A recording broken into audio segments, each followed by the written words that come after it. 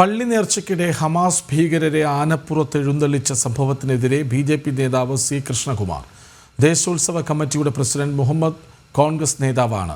Secretary Sreenivasan CPM നേതാവും.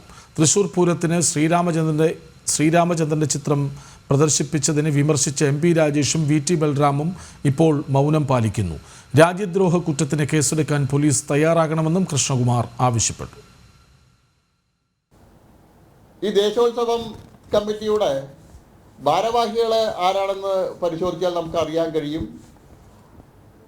കോൺഗ്രസ് നേതാവായിട്ടുള്ള ശ്രീ മുഹമ്മദ് കൊപ്പം, അദ്ദേഹമാണ് ഈ ദേശോത്സവ കമ്മിറ്റിയുടെ പ്രസിഡന്റ്.